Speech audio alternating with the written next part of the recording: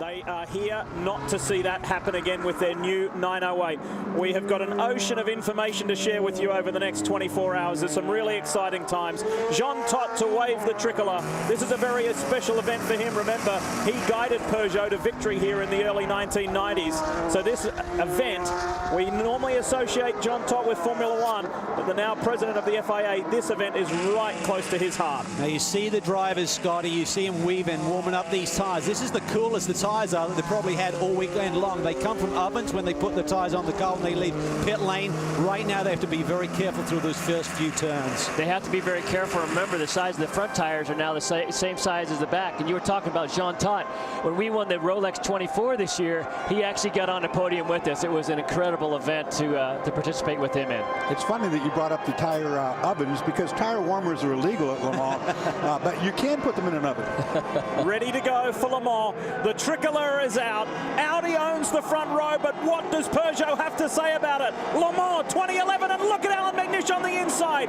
We know how determined Allan is to get off to a good start. The Peugeot boys are battling.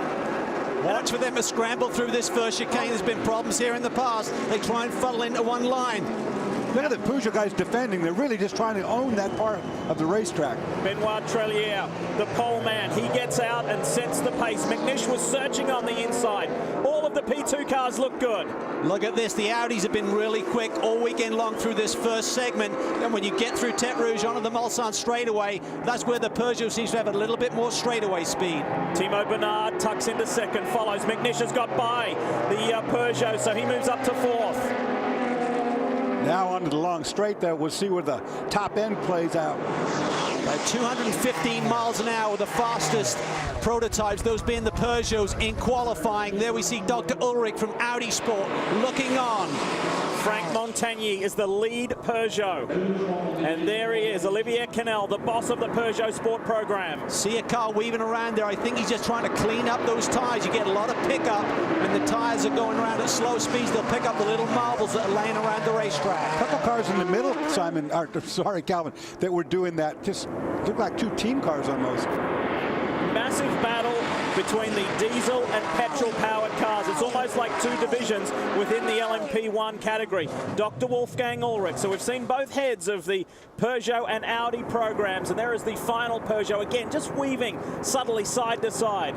Well, all these drivers have to be a bit careful, as Calvin was talking earlier. You can see that cars, tires are getting up to temp. They're working through that. Even some degree of good fight right here, side by side. Got a little bit loose getting off that chicane. McNish pounces. He goes to the outside. We should say it's very cool in Le Mans today. It's not very warm yet. High today maybe 70 degrees, but it's not there yet. Montagny does not want the three Audis in the top three positions, so the car number 8 stays there. We ride on board with Allan McNish. Look at the perspective of these Audi drivers. The cockpit has been dropped about 3 inches, and they've got those really big front wheels this year. Means big high fenders, very difficult to see through the corners, and really hard to feel the traffic around you. Sebastian Vorteile is in that red mirrored Peugeot, the next one in line. He's taking a good hard look as well at the Audi. And don't forget, this could be a challenge for Audi and its drivers. This is the first time that they've come to this race in these closed cockpit cars, and it's a big difference from an open cockpit to closed. Tell you what's another big difference. The end of the first lap last year, those Peugeots were about 3 or 4 seconds down the road. We've got a battle on our hands here today. Now these cars are trimmed out to run at Le Mans. They don't run a lot of downforce. They try to get them very aerodynamically clean. This is the first time these cars have run as a pack together. They're each feeling out what they have underneath them right now. The Audi guys said, we don't know what Peugeot's doing. Are they playing with us in the lead-up races, in the qualifying, in the practice? And they said, but they don't know what we're doing with them either. Well, now we know. Everyone's showing their hand, and we're seeing all the ingredients for an amazing 24-hour race. This is the Porsche curves. Any prototype driver will tell you, oh, look at that. The Peugeot drops a wheel a little bit, picks some dust up. This is where you get a read for the aerodynamic efficiency of the car. If you can get through there good, you've got a good race car underneath you. And that's just the end of a lap. Benoit Trelier, the pole man, leads the fastest lap. 8.5 miles. Just like that. Fighting for that second place in GT, just like Allan McNish is fighting here with the number 8 Peugeot of Frank Montagny.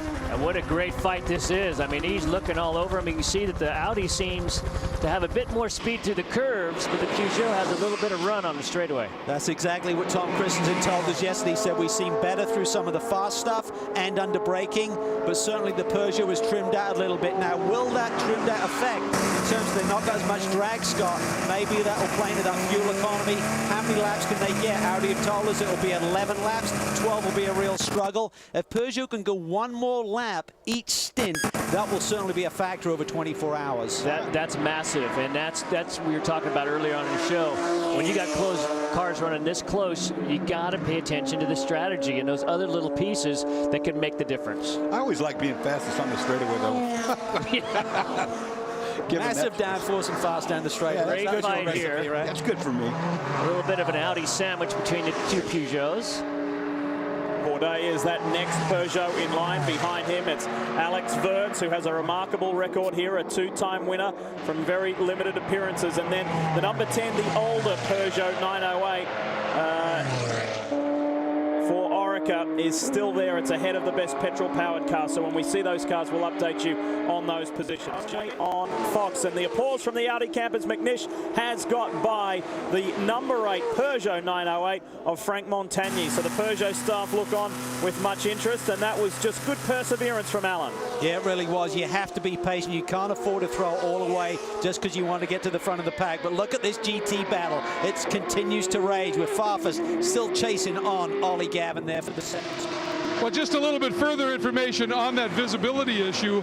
Chatting with a couple of the Audi drivers, they said obviously, you know, turn in, that sort of thing, sighting apexes on the tight corners presents challenges. But one of their big concerns was knowing when they're clear of a car they're overtaking. And Dorsey, you talked about the visibility, maybe making them a bit more cautious. And Scott, you alluded to that as well.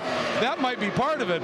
You can run up on somebody, but now it's even more difficult than before to make sure you're clear of them before you swing back to the line, or you turn into the corner if you've gone around the outside. I think you may be absolutely right on the caution issue. Yeah, you know, I think that in the future, sooner or later, if this becomes more of a problem, they'll probably have to go to those side scan cameras, those little cameras they can put out there and have a monitor inside. Look at this. Talk about threading the needle up the middle of the straightaway. No! Coming through. And that's difficult. You're right on the crown of the road there, Scott, and you got to be so careful. The car will want to wander on you a little bit. You got to be incredibly careful doing something like that and making their moves. Now, when you look at the Peugeots here, again, it's going to be interesting to see where they come in for their fuel stops. It looks like they're pacing themselves. They certainly don't seem to have the speed through traffic that the Audis do. It'd be interesting to see if they can extend their runs, maybe in lap, perhaps. It's a combination of the Kronos. Oh, that's McNish. That's Allan McNish. That's a massive chunk there. Traffic. Oh boy, that was no. He went for a hole there, boys, that was not there. Look at the spectators. Boy, the camera guys lucky. God, Look at that Allan's wheel okay. flying. That is a scary scene. Wow. And the drivers, the prototype drivers, spoke about this. They said we will need to take unnecessary risks to clear GT traffic. This is frightening stuff. Allan McNish is still in the car. On first glance, guys, I don't think the gap was there. Let's take a look down through the Dunlop curves. He goes inside Bernard. That's for the lead of the race. It wasn't there. I mean, we're talking about it's really difficult to see out of that car, and it just looks like that's coming into play here. Cleared that guardrail. This is with Timo. See the traffic, and Allan just shoots the gap. Wow. And this is exactly what we had talked about. Getting the car righted now. Allan's still in. That was extremely disturbing. And Dr. Wolfgang Ulrich. And that is thank goodness. Boy, Thank goodness, that is awesome. That's great to see right there. That was a massive shunt, and the relief at Audi, relief that Allan is okay. See the emotion there on Dr. Ulrich, and his eyes almost brought to tears. Number 8, actually, of Stefan Sarrazin as he gives chase. Benoit Trillier out in front of Timo Bernhard right now. The Audi is running 1-2, and if you are just joining us, they run 1-2 because the number 3 car, the number 3 Audi of Allan McNish, a huge impact earlier, but under caution for the better part of an hour, actually just over an hour, just resumed green flag running, and it's Benoit Trillier after his great pole position run in that brand new Audi R18 who leads.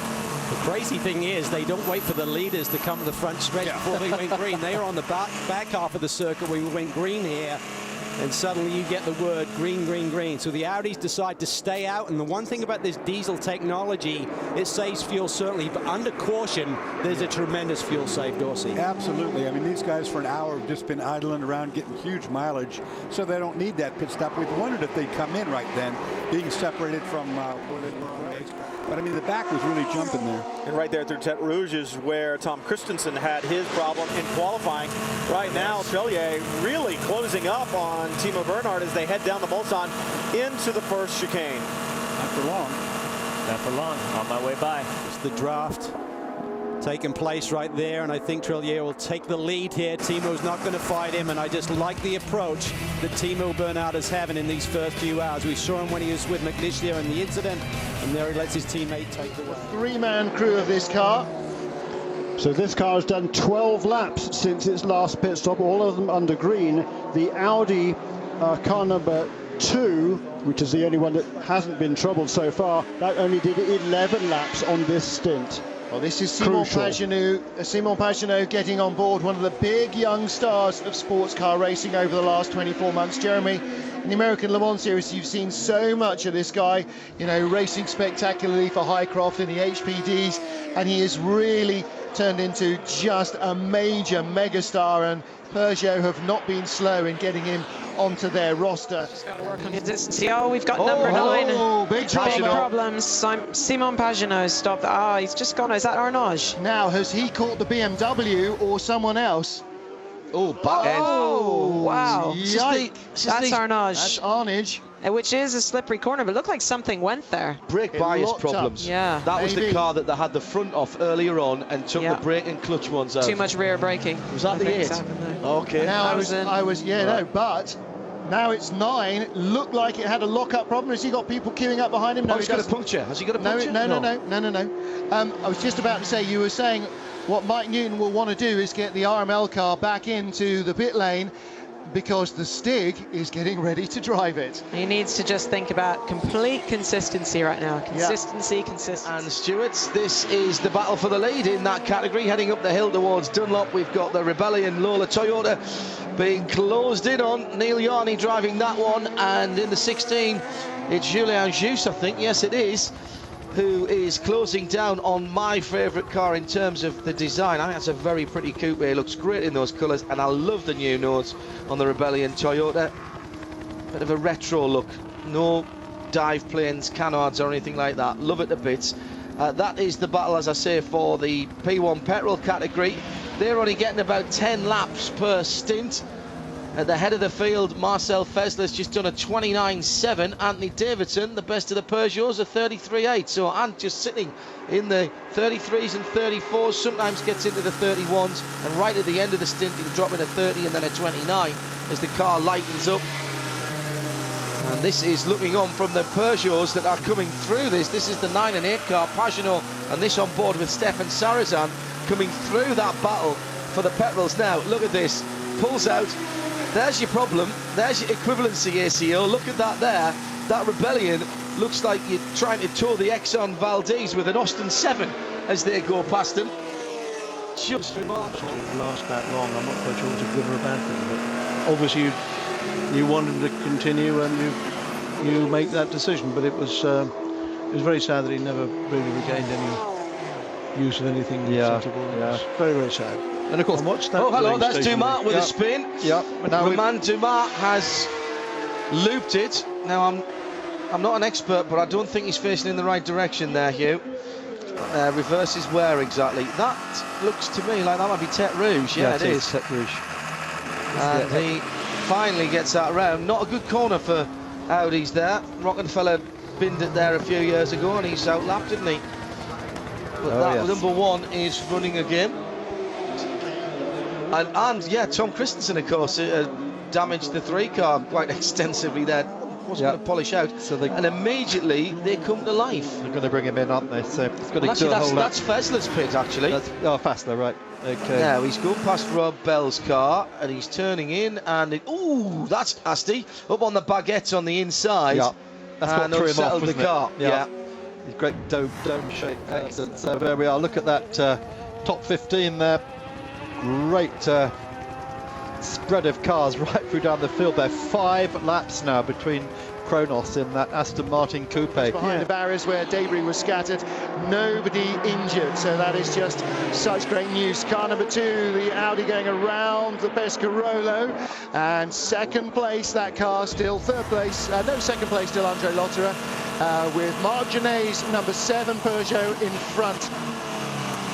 Now as Tom steps away from the microphone, so too for a minute does Liz Halliday, and Jeremy Shaw rejoins us.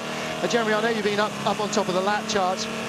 It just a little bit seems to me as if that number 2 Audi is losing less and less track position with each stop to Peugeot. It was the case, I think, that both Peugeots would get by it in the pit stop, and now it's only one. And it seems again we're seeing just a slight changing of the balance of power between them. We've now got Peugeot Audi, but it does change with pit stops, and both Audis now have 8 stops. Both Peugeots owe us 1 in that regard. Yeah, it is a fascinating contest that's unfolding here. 12 laps to go before the last round of pit stops. The Peugeot was leading the Audi by about 20 seconds or so. Right now, the Peugeot is leading the Audi by 22 seconds. So it is absolutely fascinating. Certainly the Audi appears to be the faster car at the moment. But and for the last couple of stints, the Peugeots have been quadruple stinting their tyres as well. But for some of the Peugeot teams have at least, and there's been a mix and match there amongst how long they can take their tyres. It really is absolutely fascinating. Well, again, you know, talking to Tom, as we have to other Audi drivers and engineers over the weekend, none of them even remotely think they know which way this is going to go. They know which way they would like it to go, but how it's going to finish up, I mean, if nothing else, Le Mans again indicated last year that there is no such thing as a racing certainty, except for the fact that nothing is certain. In just a moment with him, we will take a quick commercial break. Before we do that, let's bring you up to speed. Marc Genet leading in this car, Peugeot number 7 from Andre Lotterer, with Pedro Lamy in third for Peugeot, Mike Rockenfeller fourth, and Nick Minassian in 5th position.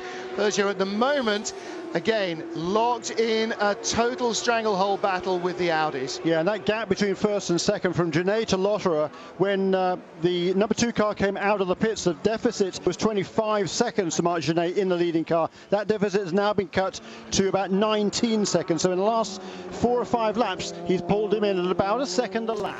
Well, we've got 8 cars in total. We've got 3 in LMP1 and 5 in LMP2. And Pescarolo running the 5-litre V10 in LMP1. Oak Racing are running 2 LMP1s with the 3.4-litre V8. And the 5 LMP2 cars are running the 3.6-litre LMP2 engine, which is based on the BMW M3 production engine. Now, we talked about this, you and I and John Senior in the paddock a little while ago. And again, we talked about this with the guys from Nissan, is that very much the rules in LMP2 are leading you towards a production-based engine, as Americans will have a stop block set of rules. But for an engine builder, that means that first of all, you've got to go out and buy an engine to rebuild as a racing unit. And then, of course, instead of making your own parts at cost, you've got to go out and pay somebody else for them. So actually, it makes it a more expensive proposition than a custom-built engine. That's correct, yes. I mean, the ACO mandated production-based engines for this year for their own reasons. Yeah, we've, unless you are supported by a manufacturer and you have a manufacturer deal where we can get the parts for free, we've had to go out and buy the parts from our local BMW dealer, and do all the engine design and development and still try and make a profit out of it. I mean, it is within the we respect the ACO cost cap, and it should be profitable still. You know, touch wood, and but yeah, it looks okay at the moment. But it certainly isn't as interesting as developing our own racing engine. They're trying to make sure that in this time of global finance, everybody's having to work a little bit harder for their bread and butter. Well, now, we were just watching this battle for third place. I'm very surprised that both Pedro Lamy in the third place Peugeot and Mike Rockenfeller in Audi #1, who was in fourth, have both come into the pits. That now puts Pedro Lamy's car onto pit stop 8. That's pit stop 9 for the Audi. Now we're 6 hours in, and Peugeot have got one full pit stop ahead with their third place car from a fourth place Audi, but Rockenfeller has made the pass. Pedro Lamy's still in the car, so no change of driver in 9, but that does mean that somewhere or other Audi have pitted quicker, turned the car around quicker. Now, does that mean that Audi is still on the same tyres? And Peugeot have changed. Crucially, in the last 5 or 6 minutes, certainly in the last 3 laps, we have seen both Audis stop and not lose track position against the Peugeots. They remain first and third. And here is another definite contender for honours. They're in 6th position at the moment. Car number 10, it's Olivier Panis at the wheel of Hugues de Schoonak's Orica run Peugeot. This is last year's car. They look, I mean, to the naked eye, and to me, certainly a doofus like me, almost identical, bar the livery, but they are not quick as the front-running cars. They're a little about 4 seconds or so off the pace in outright qualifying trim, and just a fraction more away in race trim. Now, Stefan Pitts, he had one Audi behind him, and then suddenly as he came up to the apex in the S's, and that is a very big shunt. That is running down to the kink before. That is down to Indianapolis. That's the final crest on the way to Indy, isn't it, Stuart? And that is a P car on the right-hand side, and I would estimate that he has hit something. That's got a roof on it. Very hard. That's got a roof on it. I think that's everywhere. The 30. Is that the 33 car? There's impacts on both barriers on both sides of the road. And we will have to look as the cars cross the line. Of course, they won't do that for a while. Just who drops down the order quickly. Now, the luxury racing team are looking because their car has just left and is held at the end of pit road, obviously.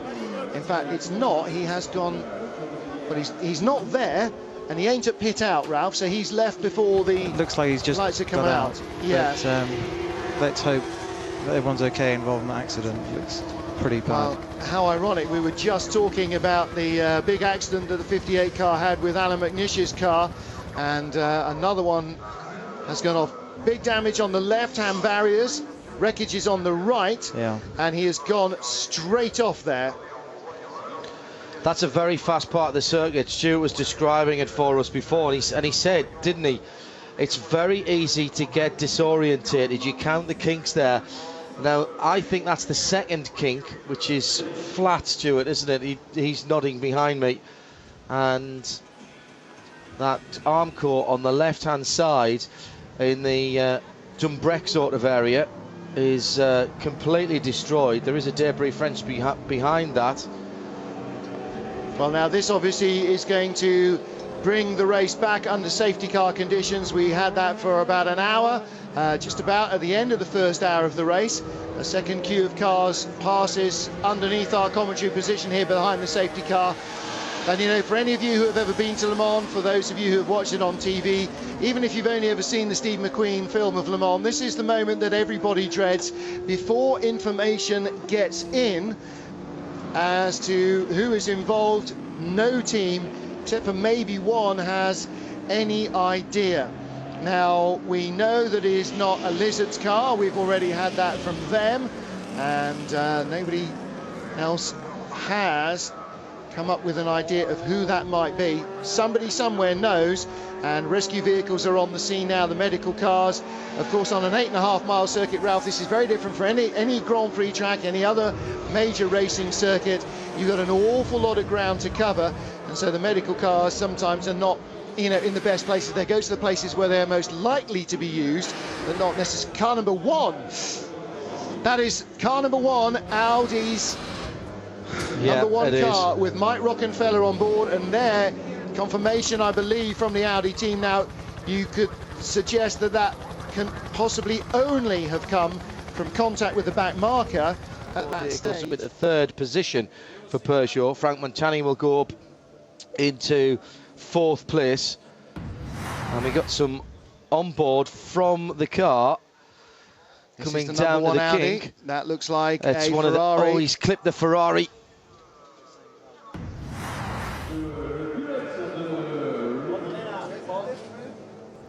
Well, we're going to go down to the Audi pit and Wolfgang Ulrich. Dr. Ulrich, give us the latest news. Yeah, the latest news. We don't know exactly what really happened.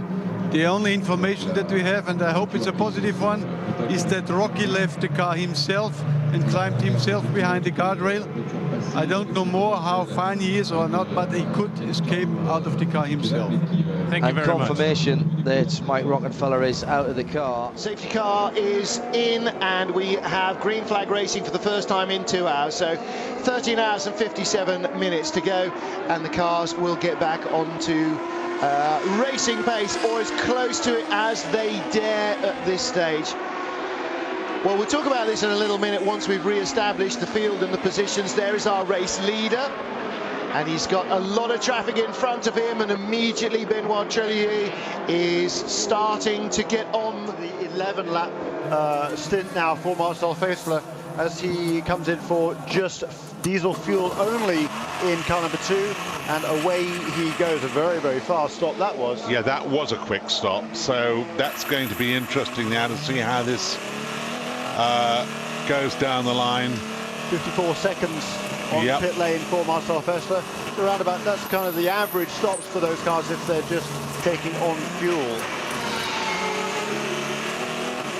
That's an identical length of time to Simon Pagenaud's last stop as well, but it is Pagenaud, as you say, who takes over the lead of the race.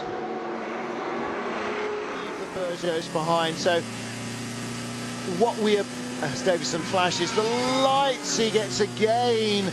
Oh, a P2 car. And wow, did he get by him? And that would, no, he didn't. That's the Norma, and it was desperately trying to squirrel through somehow and not have a big accident in front of what he obviously knew was a much quicker car. Just about to say, the Audi, on what we assume for both cars were medium tyres, had a little bit of a, well, not a little bit in the end, 2 or 3 second a lap speed advantage over the Peugeot. Peugeot now either deciding or able to run soft tyres that the Audi isn't, we believe, or the Audi is not running it, we believe. Want to. Yeah, exactly. But the Peugeot does seem to have the upper hand on this softer rubber. But of course, the one thing that we know absolutely will not be the case is that they'll be able to run this towards the end of the race, because temperatures, when the sun comes up, will climb. When daylight arrives, they will climb, and maybe just push Audi out of a Peugeot out of the window in which they can use this softer rubber to apply their trade at Le Mans, and also on the Le Mans series. Unfortunately, that would be an awful lot more useful if it was digital. Car 71 is in the gravel at post 96. And Anthony Davidson is following Fassler literally by about 4 cars lengths behind. Has already had one little nibble at him, and he's about to have another one if the opportunity arises. This is second and third. They're behind the JMW Ferrari, Jeremy. Exactly. And this is exactly the picture we saw, what, 15 or so minutes ago before. Oh, yes. And here he goes alongside, and this is Davidson moving up into second place. Or trying to. There is the overlap, there is the pass completed. So the Peugeots absolutely underlining that they have more pace in the night, and that was on the run up to Indianapolis. He got it done before the yellows there, the car that's off in the gravel. That's right, he made the pass through the second of those kicks, which is where that incident took place earlier on, absolutely side by side through there, at absolutely maximum speed, and a great pass there by Anthony. On board with Peugeot number 7, right in front of it is the sister car of Simon Pagenaud, that is car number 9. They are nose to tail, 1.4 seconds between them at the line, 0.4 seconds between them since. So first and second, Peugeot, third, Audi of Marcel Faisler, the remaining Audi.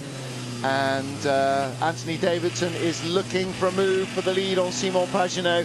And it's at times like this, Jeremy, that races get decided because, you know, when things happen and you happen to be in front, it tends to break better for you than when you're behind. So Anthony, obviously and understandably, anxious to get past his teammate. Yeah, Peugeot comes into the pit lane, so Davidson and Fassler stay out, and Peugeot comes into the pits. Slightly surprising to me, because for the last long time, certainly since the big crash of Mike Rockenfeller, the number 7 and 9 cars have been pitting on the same lap.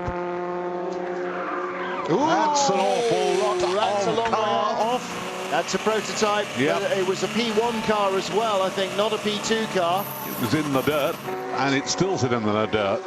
And I believe Jaime Melo is off as well. Somebody's very good with the timing and scoring. Car 59, Stefan Ortelli is off. Wow.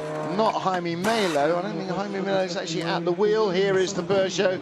Car number 9, Simon Pagenaud. We saw in the garage while we were off air, while we were at break, limbering up with Sebastian Bourdais. Does that make sense, Jeremy? Yes, absolutely. Yeah, they were due for a driver change, and the timing of this, you know, could be quite good. Depends if we're going to go yellow again, that could play out to their favour. The screen is clean, the fuel is in, the Audi's back. So fuel only then for Marcel Fassler. We'll have to see now whether he can get out of the pits before Anthony Davidson comes through. Is that a quadruple Fassler's doing now? Yep. Yeah. And they've been doing that consistently through the night. As both Audi and Peugeot, it really has been even Stevens between these teams. They come across the line. I don't know whether. Here's Anthony. Yes, here's Anthony now. He's just behind him, so I think. Yeah. So it looks as if he has got out with a respectable, I think it would be a nice respectable bit of lead there. Probably less than 10 seconds. There can't be much in it. This is going to be fascinating now, I think, to see how this unfolds over the next half an hour or so, because the gap is 4.2 seconds, I reckon. We just got a glimpse of the car. It looked like a fairly quick car just coming around this kink as Anthony Davidson was coming through Tertre Rouge.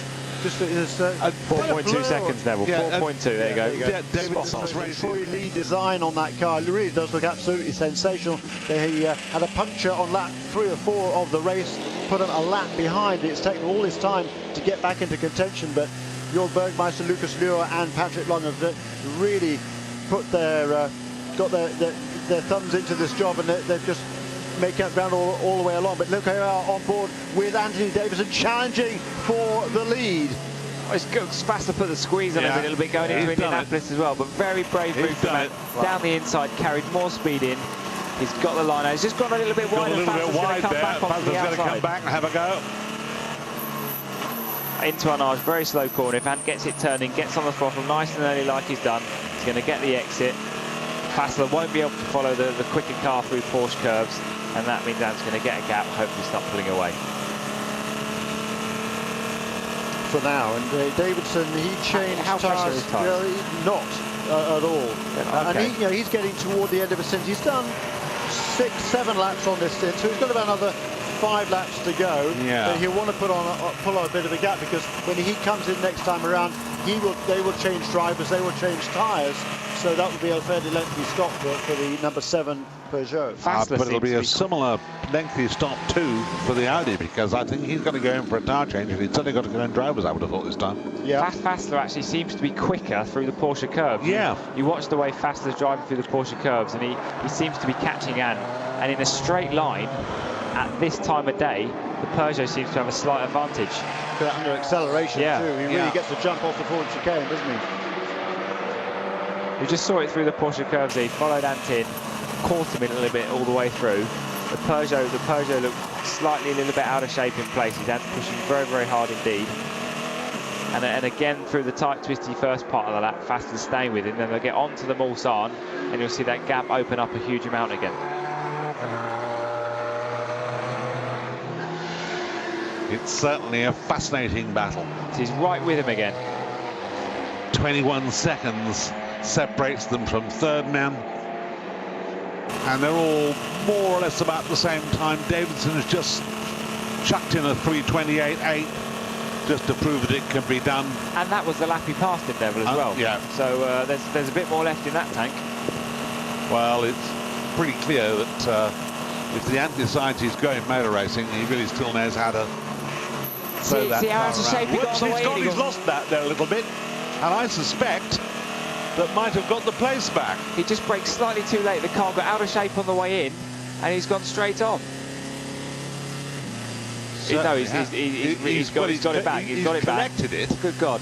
But just like you, I wasn't too sure that he had collected it. Just braked slightly late. The car went slightly out of shape, and the just going into the left hander of the first chicane, ran wide, and Fassler got back inside him.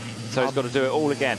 Shows how hard he's pushing. I'll bet there were several words that, you know, if we'd heard them, that perhaps we would have had to have got. But it's so fantastic to see we've got 9 hours left in this race. We've been racing for 13 hours, yet they're pushing as hard as this for the win. It's just fantastic. This is what real motor racing is about.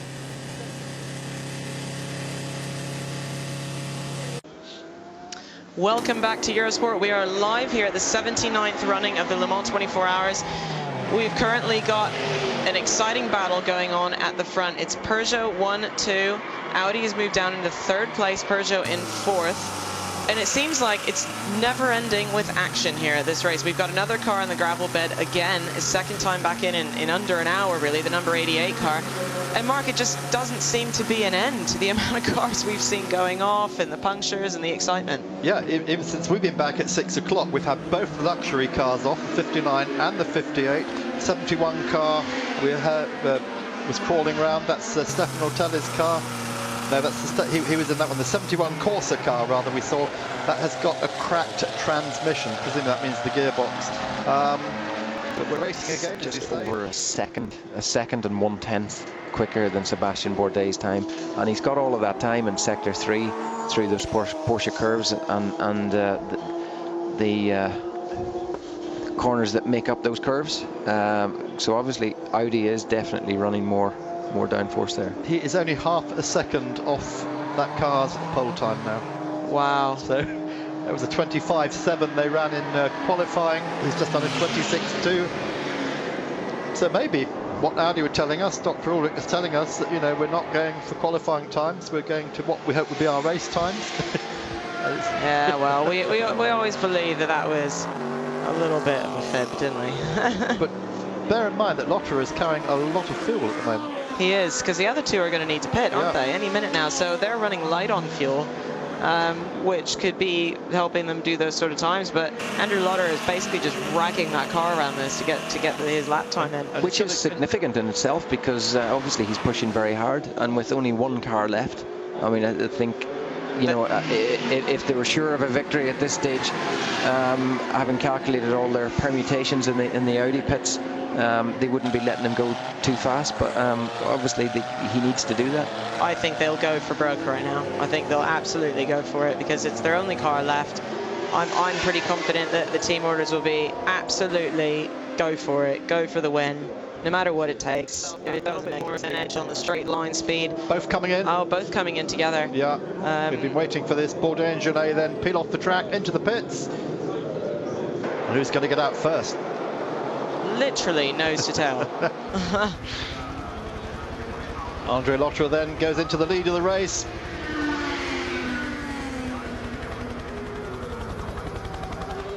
Look at this absolute battle. All three of them. Well, I suppose as a team right now, you're going to hope very much that they get finished with this pit stop in succession. Because if not, then they're going to struggle to get one out. It's not going to be possible. They'd have to push them back and be a disaster. Going to have to do a 3-point turn, aren't they? So here's Lotterer then coming through to take the lead of the Le Mans 24 Hours yet again with 7 hours and 54 minutes remaining. So this might not have been the cleverest move for Peugeot, not staggering their pit stops. Because now they're going to all be squashed in there together. They could potentially not get it right. Yeah, super quick stops then, no driver change, no tyres, it's just fuel. I see the puff of diesel smoke from the Audi there. Alençon down to Tours through Le Mans, and of course it is the Mulsanne Straight. So truck traffic during the week. 220 mile an hour prototypes at Le Mans weekend. And we have talked about this. It's what makes Le Mans special is the fact that there's the two different ones. And oh no! Felbermar car. Is that the 83? That's the 83 car. No, that's is that? It's the Felbermeyer. Yeah, definitely. Looked like, I thought it was the Porsche, but... Oh no, I think there's been contact there. Yeah. Oh, this is a disaster for Corvette. Corvette's got a... And like that is the race, that is the leader. Yeah, that is the leader. Magnussen, so who's he had contact with? I wonder if we had contact with that Porsche. It's coming up to the Ford chicane, just down in front of us, yes. It's, let's see if we can see a replay. I wonder, was one of them going to the pits or something? Well, this is what always happens time and time again. So they've had, as you say, contact. Looks like the Porsche might have run into the back of him. I don't know. I thought we saw these two dicing together, so... Yeah, the Corvette was behind him. But it's a safety car. Medical car getting out, so they have called for medical attention there. And this could just be precautionary, or could be necessary. So this is what happened. Oh, that's the Corvette's fault there. Yeah, he's gotten loose. He's caused that. Magnussen has lost it. And that's a big impact. Oh, huge into the wall. They're out. And he's caused that completely. Yeah, he just suddenly veered into him, didn't he? Oh, he just lost it. He just lost... He's lost the back end on his way in. Yeah, for what, 5 hours now, just watching this tremendous battle as we've just gone back green, by the way, dear viewer, and watching this tremendous and enthralling battle between the top 4, really, remarking on just how close the leading petrol car is. It was actually, I think a couple of hours ago, we were saying this, at this time last year, it was about 5 laps off the lead, and it was about the same this year, helped by the long safety cars, of course. The track rubbering in, as Tom Christensen said, both here on Eurosport and at Radio Le Mans, so expect to see those times coming down. What's really impressed me is just how the guys have been able to turn up the wick, though, Mark and Liz. But what is interesting, and I think good for the race, is quite clearly when the guys run flat out. Anthony Davison running flat out made 3 or 4 mistakes, went off the track at least 3 times that we saw, and then in that last stint when he was going very quickly could only manage a 10-lap stint instead of a 12-lap stint. So clearly, as we've got someone else spinning on cold tyres, the sun's in our eyes here, but that's the Oak Pescarolo with the average lap time. Oh my goodness me, I love the bravery of the marshals here, but it really does scare me when we see that happen right in front of Simon Pagenaud, the leader of the race. He did a good job to miss that. De Rocker being pushed out in front of him. Can't blame the driver there, because he wouldn't have been able to see. You can't turn your head around with the hands device. We are better on fuel economy, and that's good, but Audi are very quick, you know, so it's so tight. I don't know how it's going to finish. Well, thank you, Justine. Mark Genet, telling it like it is. Mark, of course, winner here in 2009 for Peugeot, together with Alex Wurz and David Brabham.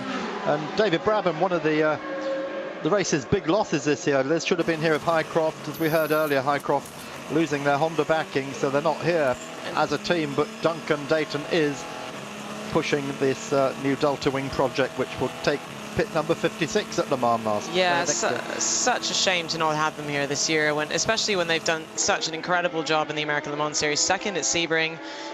You know, I myself have driven with Duncan at Le Mans one of the year that we finished, and just a great guy, and is so passionate about his team. Really interesting on the track now. We watching the battle for the lead, and behind them coming through, that's Sarrazin trying to unlap himself, and this could be a real fly in the ointment for the Peugeot of Ben Treluer as they're heading down to where Rocky's accident were. I had a chat with an eyewitness when I first came back into the circuit after nipping away for a shower. Now get this for some stats. 8 people in the 2 hours replaced 127 sections of Armco. Wow. That is manual labour in the dark while a race was still going on around them. Yeah. That's fantastic stuff. We've got photographic evidence of that as well. Now, the interest to me here is Treluer is a little bit earlier in his fuel run. The Peugeots should be peeling off into pit lane, and will Treluer have a go to get by I honestly don't think anybody up and down. Oh, traffic now for the leader, and that's the really worst caught spot to have it. Oh. And look at the 8 car coming round the outside, trying to get right in the middle. That's Stefan Sarrazin trying to get in the mix. Really don't understand why Peugeot didn't let him go at the last set of yellow flag pit stops. They should have let him go and get his lap back when they held the lead. And here comes Ben, moving from side to side as the leader, Simon Pagenaud, is having to drive slightly defensively, and this is backing everything up. And there's another Peugeot not too far behind, which of course is the tall Austrian Alex Wirtz. There he is, just coming past the GT car. So the top 4 cars, not exactly in order. We've got first, second, fourth and third. And this, can I just remind you how far through the race we are? Exactly, that's what I was just thinking. Coming up to 18 hours. Looks like a sprint race. Hello and welcome to Alton Park for a Well, Jen Hart just sending me the message to say it's a major problem and we may be done. Update you as soon as we know more.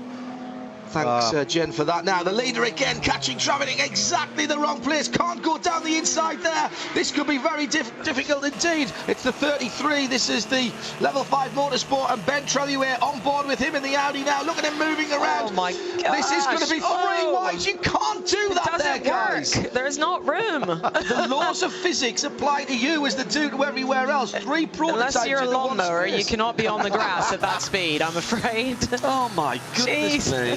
It's insane. This literally is like a 20-minute sprint race, isn't it? Look at Wirtz as well. Look at Wirtz just dragging up behind them, nice and cool. Yeah. He's loving what's going on ahead, of course, because they're backing themselves up towards him. He's not had to really speed up that much. He's only doing a 330.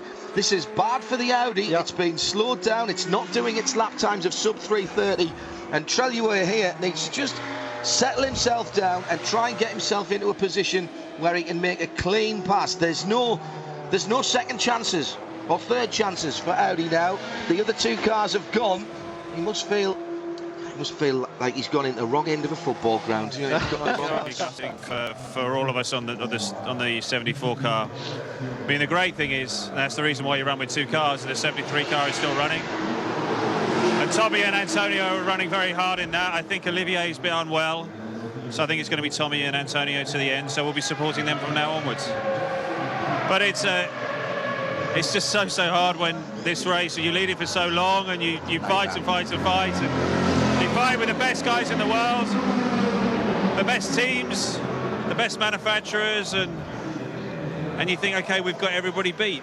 But that's the worst time, when you think you've got it made, and then this race really bites you, and you can't do anything about it. Just have to suck it up and come back next year and fight harder and try and win it.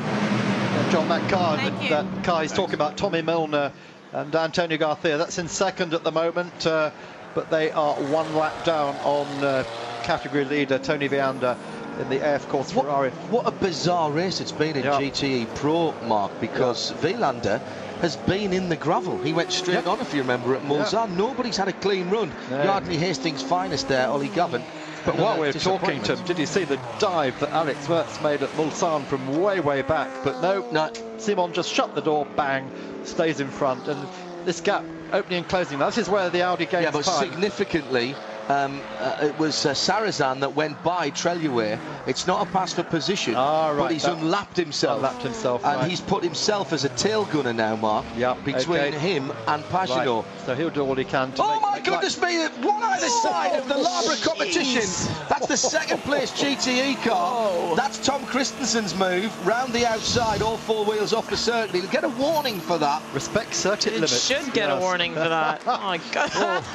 Dr. Ulrich just thinking, oh my God, boys, rein it in a little bit. Dr. Michael Dick standing next to him. Oh my Actually, do you know what? You see that from there? That is a brilliant piece of driving, because the Peugeot had to check up when Gibbon moved over on him, and he could have run into the pair of them and nailed them both there, Liz. That could have been a huge accident. I mean, God. Well, we talk about, right, you know, I've criticised some of the prototype drivers over the years, and there's another really aggressive pass. Really risky. And that bump there that you've just seen him go over is a huge bump. Yeah. It really unsettles a car. It's a bump that you always try and avoid as a driver, and he's just gone straight over the top, full throttle, So no backing off. Sarrazin gets put back again where he was, and Vert's still there, hasn't unwrapped himself. Are we going to see Let's have a look at this from on board and watch the Peugeot reverse back to you at 35, 40 mile an hour. Oh, goodness.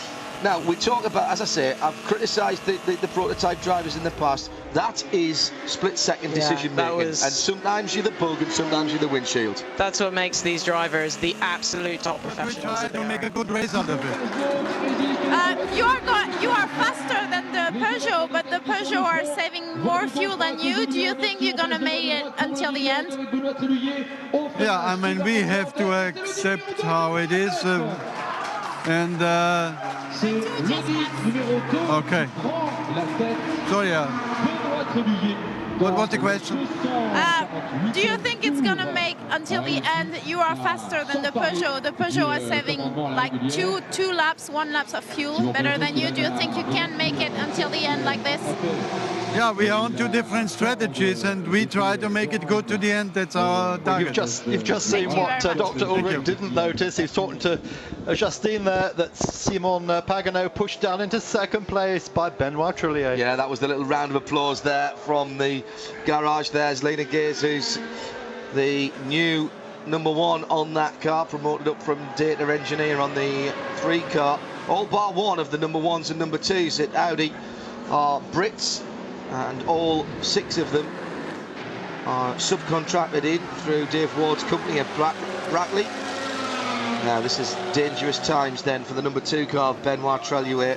He's into the area now where the Audi should have a bit of an advantage. A little bit slower off the corners, but he's got to get through the traffic mark. Yeah. He's okay at the moment, but Porsche curve's coming up where he has been quicker consistently. And just as we said that, we heard Dr. Ulrich talking about the fuel. Peugeot's now got its #9 car back into the top 3 of the Michelin Index of Performance, the economy efficiency run. Well, they've done really well with that. It's still amazing to me that Audi is leading, even with so many more pit stops. We wouldn't normally see that being the case. And it's going to be interesting to see now what Peugeot's got to bring. And certainly Benoit is really stretching the legs of that Audi. I think what he's done is he's capitalized on where he knew that car was quicker, where he knew it had more downforce. It looks like he's been lucky enough to get the Porsche curves clean. In which case he would have probably come into those curves saying this is going to be the best I've ever done. Walk away. Now that is a live picture, and that's a live picture of a Peugeot in the wall. This is down at Indianapolis, and it is Alex Verts. He's gone straight on at Indianapolis, and that car is damaged enough to take some time to get back, even if it can be fixed. The rear wheels are spinning, so he's obviously beached. Oh my goodness me. Now, is that bodywork off the front right-hand corner, or is that bit of tyre wall? So he's just gone in a bit too deep, locked up, and hasn't been able to get it turned in the gravel trap, and just touched the wall. So it's probably going to be a new nose, and well, I think that's race over. Anthony Davidson, is this live? No, that's the other channel. Jim Muesli again. Oh, that looks actually harder than it was. Just went in a bit too quick. That is such a tough corner, of course. You arrive there so fast. It is banked, but that means if you're not turning in at exactly the right spot, gentlemen, you know this, Stuart, because you've driven around there, then there's no coming back from that. No, you have to commit, and if you commit a little bit too deep, you don't get the effect of the camber, and when you don't get the effect of the camber, you're just going to understeer wide. They're dragging him away, and he may not get that back. That might be abandonné. They'll drag him. There's a little slip road just the other side of the corner. They'll drag him to that. They'll drag him behind the wall, so they're wasting more and more time. This is basically Alexander Wertz's race going down the drain at this moment in time. He's managed to get the clutch in or get reverse, at least, so the wheels aren't being dragged as the snatch tractor pulls him backwards. So Wertz, who was in 3rd position and was going very well, the Austrian. It's not a big accident. It looked spectacular. Just in case Julia is watching somewhere around the circuit. It's actually the rubber has actually just sort of suckered him onto that tyre wall, and instead of just glancing off it, he was just like stuck to it, which is what then pitched him around. Yeah, this is not the accident, the size of accident that we've seen with the Peugeots or even the Rebellion. Now there is the damage. That's superficial damage, but it's the time that's lost. Banging a new nose on that, but the only thing they've got to worry about is whether that catch on the right-hand front, ooh, that's a bit naughty. That's carbon fibre going everywhere, punches galore again.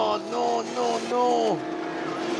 Can't blame Alex for that. He just wants to get it back. Get off the racing line, son. Good lad. You got the Audi in the background. He's the leader, driving over all of that rubbish. Oh, it's all kicking off this race, isn't it? Everything's happening. There's nothing more to come off that car, is there? Blue flags, but Ant will not want to pull over. Well, he's not driving defensively, in fairness, Stuart. That's very, very fair from Ant.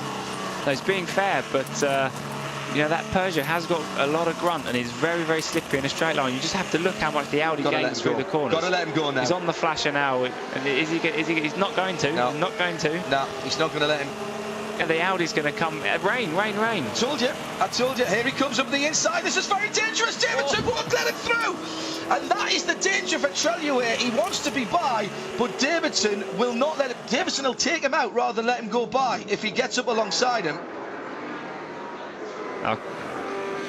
We've seen blue flags be waved. We've seen blue flags be waved. Ulrich is going to do what he's done a couple of times in this race. He's going to have a walk over to somebody and say, blue flags, chaps. Yeah, they'll get onto the email on the pit wall. Yeah, that's where he's gone. Straight onto race control. Oh, he's got a great drag. He's had a fabulous run out of Terre Rouge, Treluer, and he's going to go to the right any second now. There he goes, and he's in position now. Davidson's got to give this. But he's pulled out of the slipstream, and the Peugeot's pulling away now. He's lost it. So he's to get back into the slipstream. Shows you the slipperiness of the Peugeot. Right, he's got him again. He's on the inside on the brakes now. No. Again. Offline, brake offline. He was last time. Davidson's holding him up now. Oh, now. Right. Now. What do you reckon then, Stuart? He's on brand new tyres, whereas Treluer is on tyres that are in their fifth. Count them. 1, 2, 3, 4, 5 stints. He's no there. blue flag. No blue flag. Where's the blue flag? Didn't wave it. Right, where's the blue flag? He was holding it and he didn't wave it. It's a French car and they're French marshals. What do you expect? He's 4 laps down. Good man. He's 4 laps down. This is, look, it's a team sport. I understand that. But this is now beyond a joke, and you would not get away with this anywhere else. Now, I don't subscribe to the, if you pass 4 blue flags, you get your tyres shot out by a sniper, like I think it is the new rule in Formula 1, isn't it? But really, now this is spoiling the race. As we go into the last 4 hours, that's your lot from me on Eurosport. I'll hand you back to Mark and to Stuart, and I'll be back on Radio Le Mans in a little while after I've gone and had a lie down in a darkened room and a rub down with halibut oil. Well done. Thank you for having me. Well done, John. Thank you very much indeed. What a sterling effort by Sunderland's finest. So, Stuart, it's in our hands, our capable hands. Who are we going to get? Who are we going to help this win? Olivia Kennel then getting the message that your car is 4 laps down and is holding up this car. Where are the blue flags? Well, I think there's been 1 or 2, but they haven't been waved consistently. As you can see, Treluer's catching him in the toe, but every time he goes to pull out, that Audi's not quick enough to go past. He's catching. Is Davidson going to breathe out the throttle and let him go? Let's see. No, he doesn't. He just brakes, turns in. Good teamwork here, you know. In one way, Ant's got to drive for his team, but in another way, you know, he shouldn't make it too hard. He hasn't moved his line. He's just staying on one side of the road. He might have to do a kamikaze dive into the PlayStation hairpin. No, Ant going to come across. I don't think so. I think Benoit's got it. No! Oh, chops his nose. This is crazy. I can't wait to hear the interviews after this race. Dr. Ulrich is not looking like a happy bunny at all. Well, understandably. I'm surprised we haven't seen him make a little trip down the pit lane yet. with his That's going to be next. Cars will find their way past. Yeah, there's certain exceptions to that rule, obviously, depending on where you are on the racetrack. But generally speaking, that is what the GT drivers are told.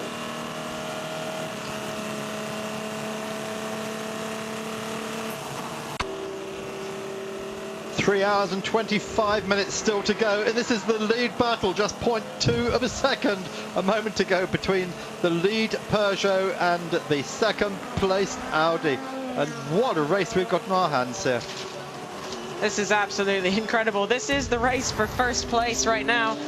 We only have 3 hours and 25 minutes left of this 24-hour race, and we have a battle on our hands for the lead. So what we're actually looking at, is what happened just a moment ago as they came up to Porsche curves. We're just on very slightly delayed pitches, they're telling us, but no, they seem to have caught up themselves now. So that was a moment ago, but through Porsche curves, both cars got momentarily held up, and suddenly, Lotterer was right with Bourdais. Ask at this time in the proceedings, because now's the time you want to make sure you don't make any mistakes. That's the key factor here. Fatigue is certainly setting in. Here is Bourdais into the pits right now. Well, so that will move the number 2 car of Andre Lotterer back into the lead of this race. I wonder how many lead changes there have been. Wow. Oh my gosh, number. it'd be interesting to see, wouldn't it? It's just been incredible. I'm sure between you and John Hindhaugh and Paul Trusswell, you could come up with figures. It's going to take about a week to sort out. Between the ACO and the diesel runners, that we would that there would be just 2%, which would be 4 seconds a lap around here, instead of which there's 5%. Sorry, there's 5%, which is 10 seconds a lap. What a wonderful battle out there. Oh, it's incredible. For anyone watching it, that's right at the front. This is like never ended. I mean, we're sitting here 3 hours away from the end of a 24-hour race, and I know we keep saying it, but it's as if we're watching a 20-minute sprint race, isn't it? It's insane. It's just mad. I can't believe it. So which Peugeot is this? Is this Davidson again? He's caught up with. That's Montani, right, in 3rd place. So. Now that was absolutely unnecessary. If that's Montani, I mean, he's laps down. Well, I think this is politics. He's almost 2 laps down, in fact. But politics aside, come on, guys. I mean, definitely, I think we could very likely see Dr. Ulrich making a little trip down the pit lane quite soon to have a quiet little chat. Payback time. Exactly. Yeah. What he probably wants to do is to get ahead and slow him up. That's not good. But this will be remembered as a classic race. Absolutely. Yeah. Now, Martin, well, where do you go from here then? If they don't make some dramatic improvement in the equivalency, where do you as a car constructor go? We're a customer car. Ferrari, they had to push it back because it wouldn't start properly. In fact, that was a replay, although I'm looking out the window and I don't believe I'm seeing a replay. He's done it again and it's still not crept out of the pit road. So that car in trouble. Saw the Greaves Motorsport LMP2 leader leaving. Confirmation there, Greaves now still with a 7-lap advantage, but that might come back down to 6 as the Signatech Nissan comes across the line. And again, Anthony Davidson, who spent a little while ago, several laps down, in front of the number 2 Audi, holding it up, trying to back it up, reduce its pace to allow his teammates to catch, is on the hunt. He is chasing down the Audi. Of course, Peugeot have nothing to lose. If Davidson goes off, making the mistake trying to hassle the Audi, then they've still got 2 cars well placed. If he doesn't and the Audi goes off, then bingo, they've got a podium position for all 3 cars. And after a couple of fairly cautious laps there for Andre Lotterer, he has seen or been informed, or both, that Anthony Davidson is flying in his mirrors, and Andre Lotterer also has picked up the pace dramatically, 3 minutes 35.8 last time around. Now that may also be an indication, guys, that the track is no longer getting wetter, and the slick tyres are giving them full grip, and the lack of water on the windscreen. I mean, look here, and Davidson's, the Peugeot screen, completely free of any raindrops streaming up it there, and so I don't know whether he's going to let him go. Yes, he is. Now the question is Olivier Canel, as Peugeot, Audi didn't make the corner, is Olivier Canel, as Peugeot have done many times before, going to use a car that's well off the lead lap to slow down and hinder the leader from a rival team? It's been done many times before by Peugeot. Well, there again, Andre Lotterer, just because Ant was up the inside of him, he just turned in slightly offline. There was a load of marbles that meant he, instead of trying to get the car back over and turn it in and risk spinning, he just aborted, went across the chicane. The only problem with that is lots of sharp stones, so let's hope he doesn't get a puncture. Well, there are 2 problems. 1, lots of sharp stones and some debris. Let's hope he doesn't get a puncture. 2, let's stand by for the message on the screen. Team director of car number 2 to report to the clerk of the course immediately, because of course he has the major handicap of not being in a French team at Le Mans. And I'm afraid it does happen. Already, when he was behind Ant Davidson, who was 4 laps behind him, of course, in the race, and trying to get by and lap the Peugeot again, and Davidson was defending hard, as he'd been told to do. Lotterer's car washed out from lack of front-end downforce, and he went off track a couple of times. and the team were warned for that. And P2 leader in the same shot. Nice to see. Isn't it? Andre Lotterer, Tom. Oh, my! Collard, big shunt. That's the Emanuele Pescarolo. That is the Pescarolo out from 5th position. And that is a big off. It is raining properly somewhere. And where is that? First chicane, second chicane, S's.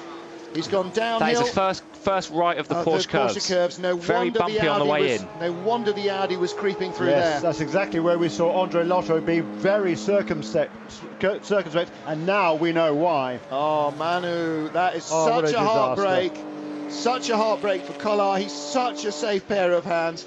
And for the Pescarolo team, another roller coaster race of emotions, a year of emotions for all these guys who are unemployed. And then the keys to the factory were handed back to Henri Pescarolo, who basically put life support onto the team and dragged it back to life. That is absolutely one of the worst in the next hour and 45. And that Peugeot then taking a very tight line into the Dunlop curves there, Liz Halliday, trying to pass a couple of GT cars, and that kind of put him offline in the middle of that corner. It did, and I think what we're seeing there is it's still a little bit slippery on the track. It is quite polished there. And also, once you get onto those painted surfaces, it's literally like ice. And look at the battle we have here. You can barely even see the number 2 car behind the Peugeot. He's so close. This is exactly. Oh my God! This is absolutely appalling. This by is the Peugeot team. exactly what This happened is with Anthony unacceptable. Davidson earlier on. Absolutely about an hour and a half ago. Frank Montani was driving number 8 car and was crassly blocking. This is appalling. This is absolutely unacceptable. If this was a battle for the lead, we'd be going, come on boys, have at it. How many laps behind is Peugeot number 7? This behind is the race ridiculous. Dr. Ulrich needs to go down to that paddock and have a serious chat with the bosses. I would like to show, and in fact we have seen it before, that Wolfgang Ulrich has left the pits and walked all the way down to Peugeot and made a very obvious point about the fact that he is having a quiet and gentlemanly word.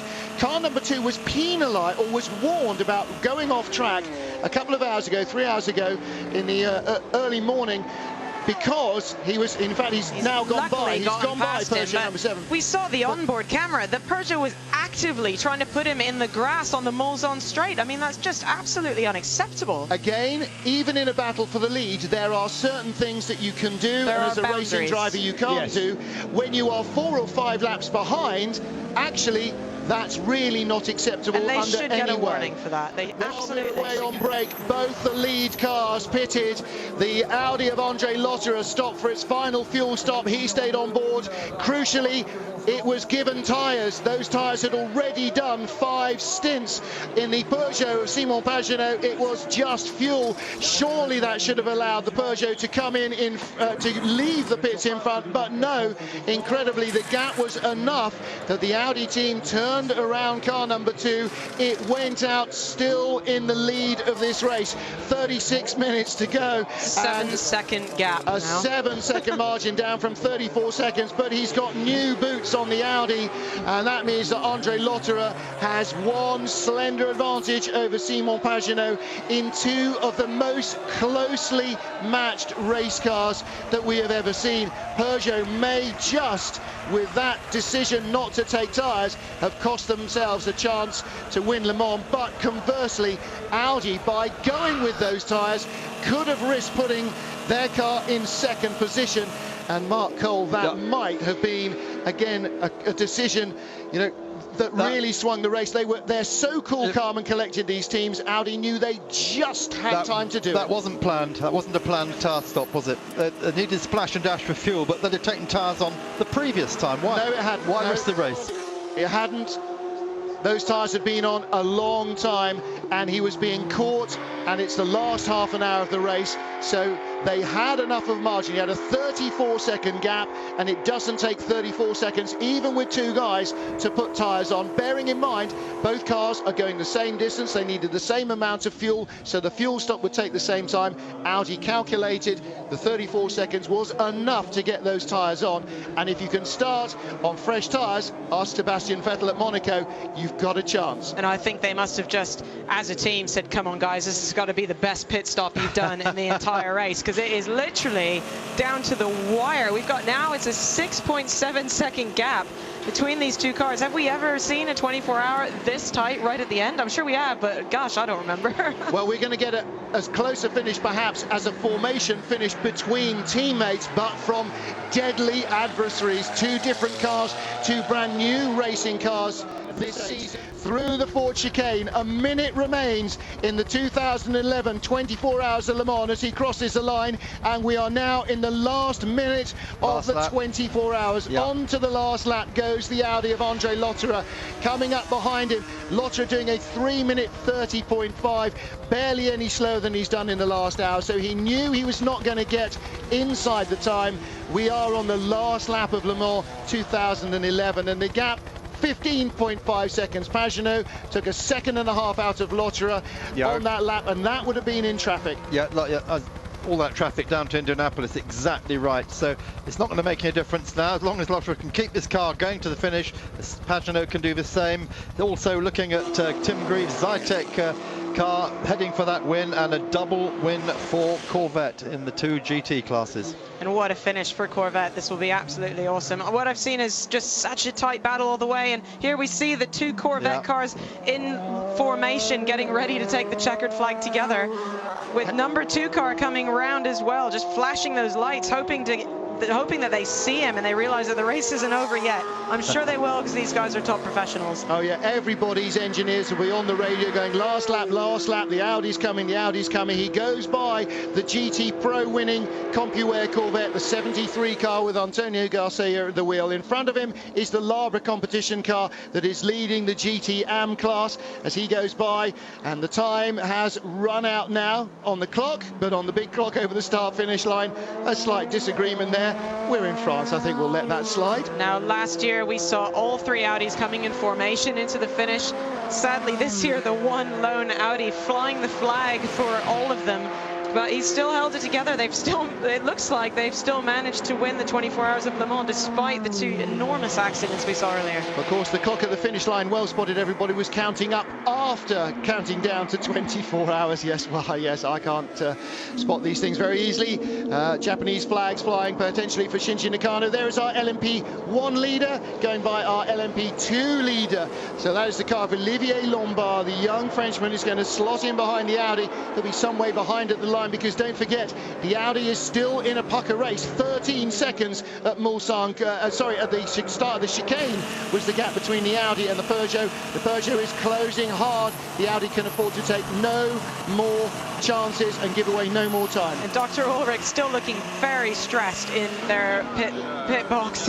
You know, we're down to the absolute last couple of corners of 24 hours, and still he's not believing it's over until he crosses the checkered flag, rightly so. Well, Wolfgang Ulrich may well have trained marksmen aiming at all the lead commentators up here to make sure that we don't curse this race, because for them it has been such a difficult race. 2 enormous accidents, both of which were shown live, and we genuinely thought that we were going to be in danger of losing drivers at the very least in both of those races. And so from the roller coaster of those despairing moments to what in a minute or so is going to be utter jubilation, and there's no question the floodgates are going to open for everybody in those garages. This has been such a tough race, and if you were a Hollywood scriptwriter, this is how you would write it, isn't it? The despair, the heartbreak, the humanity of the thing, and then in the end, the final minute of the final loop. Here is our race win for the car that started from pole position. It is victory for Audi number 2.